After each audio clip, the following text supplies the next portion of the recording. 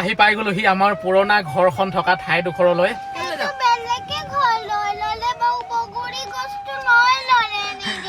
আবেগিকো হৈ গৈছোঁ ঠাইখিনিলৈ আহি, কাৰণ বহুত স্মৃতি জড়িত হৈ আছে। মই ক'লোৱেই বহুত স্মৃতি, মানে বহুত বেছি জীৱনটো সলনি হৈছে বুলি ক'ব লাগিব এই ঠাইখিনিৰ পৰাই। নমস্কাৰ, সকলোকে স্বাগতম জনাইছোঁ মোৰ অন্য এটি ভিডিঅ'লৈ।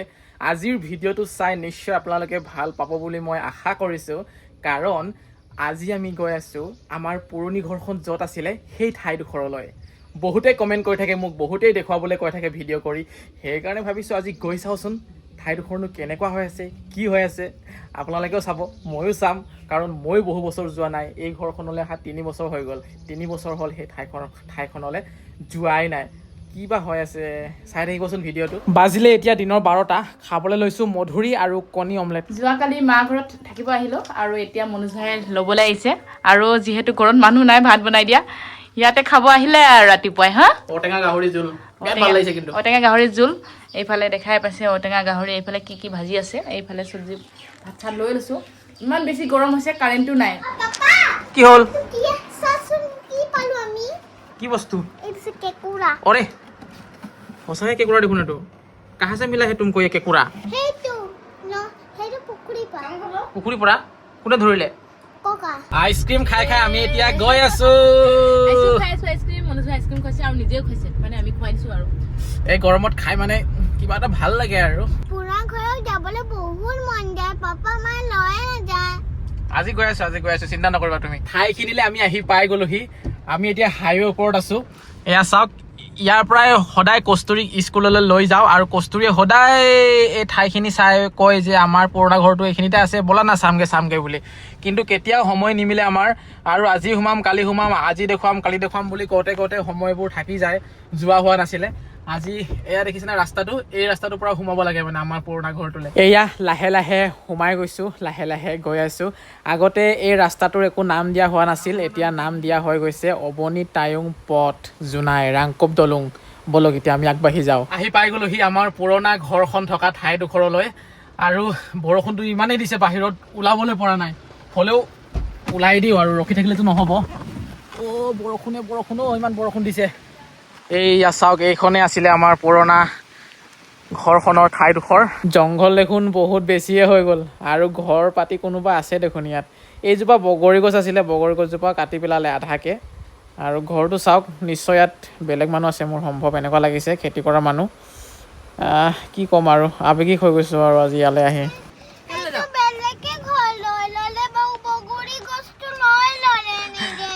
সেইখিনি আমাৰ মাটি নাছিলে নহয় কস্তুৰী বেবী, আমি বেলেগৰ মাটিত ভাড়াহে আছিলোঁ। এতিয়া আকৌ বেলেগক ভাড়া দি দিলে আকৌ। হা হা,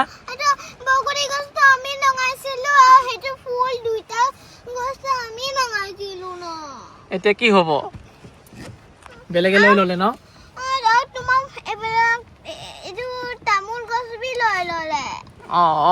কি হ'ব এতিয়া? ভিতৰৰ পৰা এনেকে চাই থাকিবি নে বাহিৰলৈ গৈ এপাক চাবি? ব'ল আকৌ ওচৰত যাওঁ, এপাক চাই আহোঁগে ঘৰখন। যাব পাৰিলো হয়, ইমান ডাঙৰ বৰষুণ দিছে, গোটেই মানে তিতি খতম হৈ যাম, সেইকাৰণে নাযাওঁ আৰু, এই বাহিৰৰ পৰা চাইছোঁ। আৰু বহুত বেছি স্মৃতি জড়িত হৈ আছে এই জেগাখিনিৰ লগত, এই ঘৰখনৰ লগত। ঘৰখন বুলি ক'লে ভুল হয় দেই, কাৰণ আগৰ ঘৰখনটো আমি ভাঙি চিঙি লৈ গ'লোঁ বাৰু, কিন্তু এই ঠাইডোখৰৰ লগত বহুত বেছি স্মৃতি জড়িত হৈ আছে আমাৰ।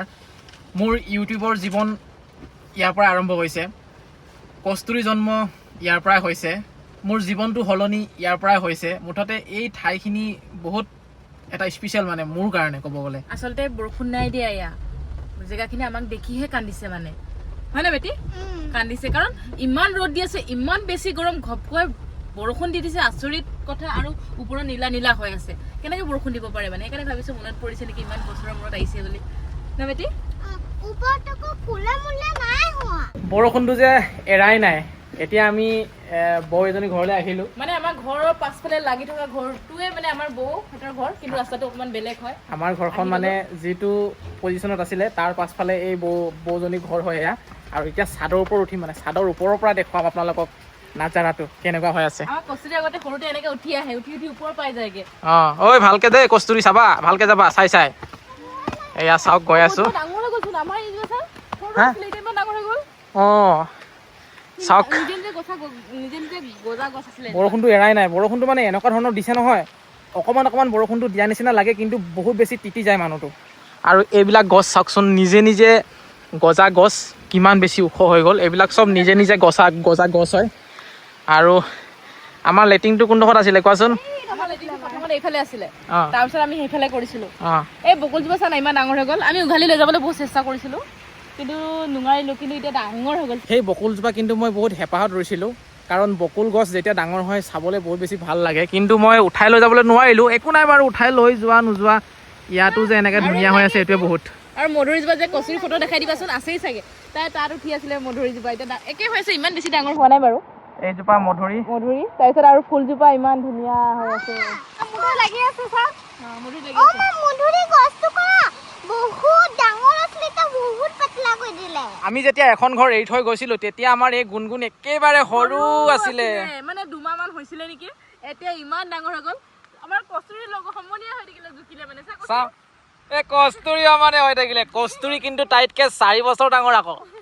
তুমি জানা নাই, তুমি 4 years ডাঙৰ হয় গুণগুণতকে, দেখিছা? কিন্তু তোমাৰ সমানে হৈ গ'ল দেখোন। হে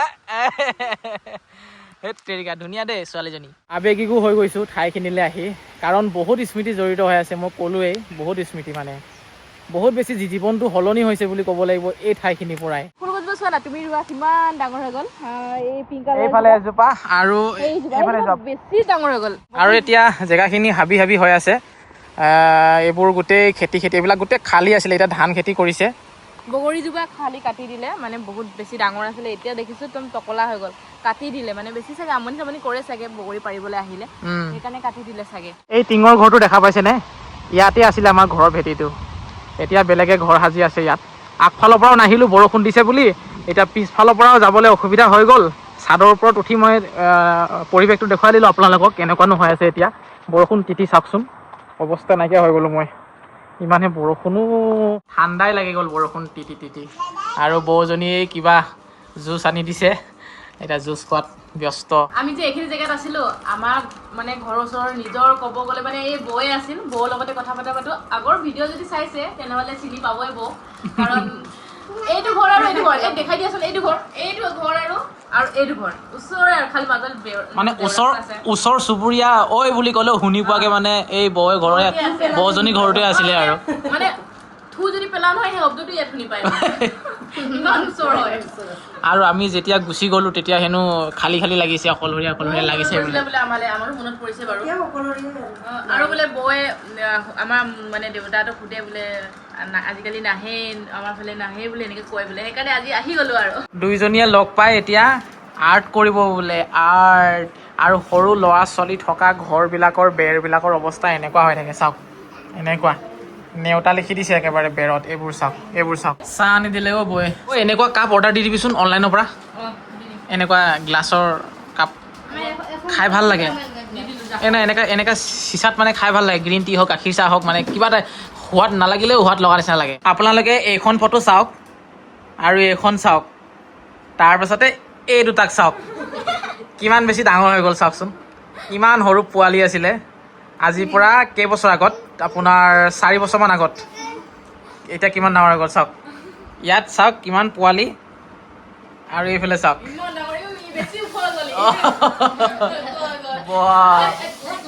আমি ডেইলি বুলি মাতো, মানে তাৰ টাইটেলটো মানে দেউৰী হয়, নুফুটে, ডেইলি কৈ থাকে, কাৰণে আমি ডেইলি বুলি মাতো। কস্তুৰী বুলি কচোন। কস্তুৰী কটো নুফুটে, মানে ল'ৰাটো ইমান ডাঙৰ হৈ গ'ল। কিমান বছৰ হৈ গ'ল? 7 বছৰ, 8 বছৰ, 9 বছৰ হৈ গ'ল ন। এতিয়া গাড়ীখন অকণমান টায়াৰ গেৰেজত লৈ আহিলোঁ। পিছফালৰ চকা এটা মানে পাম্প কম হৈ আছে, পামচাৰে হ'ল নে কিয়ে হ'ল নে। আৰু এতিয়া আহি গ'লোহি শ্বপিং মলত। কস্তুৰীৰ কাৰণে হাফ পেণ্ট চাবলৈ আহিলোঁ, হাফ পেণ্ট নোহোৱা হৈছে তাইৰ। ভালে লাগিছে বাৰু, অলপ খোজকাঢ়ি চোৱাচোন। হৰি কস্তুৰীৰ কাৰণে কাপোৰ চাব আহি নিজৰ কাৰণে চাই আছে। শ্বপিং মলৰ পৰা বাহিৰে ৰেষ্টুৰেণ্ট আহি গ'লো। আজি এইটো বস্তু খাম, কিবা নান নে চান বুলি কয় বোলে, বাটাৰ চিকেন। খাই পোৱা নাই আগে পিছে, মই আজি প্ৰথমবাৰ খাম, কেনেকুৱা লাগে নেজানো। ফাৰ্ষ্ট টাইম খাইছোঁ, খাই কিন্তু ভালেই পালোঁ। দামটো বহুত, খালি কি ক'ম আৰু, উপায় নাই। আৰু ফ্ৰাইড ৰাইচ এটা লৈছিলোঁ, এইটোকো খাম এতিয়া। বঢ়িয়াকৈ খাই বৈ আহি পালোহি এতিয়া ঘৰ। এইটো ভিডিঅ' চাই হয়তো আপোনালোকে অলপ হ'লেও ভাল পালে বুলি আশা কৰিছোঁ মই, কাৰণ বহুতে কমেণ্ট কৰি আছিলে বহুত দিনৰ পৰা পুৰণা জেগাখিনি দেখাবা, পুৰণা ঘৰখন দেখাবা বুলি। সেইটো কাৰণে আজি গৈ দেখুৱাই দিলোঁ আপোনালোকক। আশা কৰিছোঁ ভাল পাইছে আৰু যিসকলে নতুনকৈ চাই আছে মোৰ এই চেনেলটোত ভিডিঅ' তেওঁলোকে চেনেলটো অনুগ্ৰহ কৰি ছাবস্ক্ৰাইব কৰিব বুলি আশা ৰাখিছোঁ কাৰণ গিভাৱে এটা লৈ আহি আছোঁ আপোনালোকৰ কাৰণে অতি সোনকালে ছাবস্ক্ৰাইব কৰি থ'ব তেতিয়া আপডেটসমূহ পাই থাকিব নটিফিকেশ্যন পাই থাকিব আৰু ভিডিঅ'বোৰ চাই থাকিবলৈ পাৰিব আজিলৈ শুভৰাত্ৰি আকৌ লগ পাম এটি সুন্দৰ ভিডিঅ'ত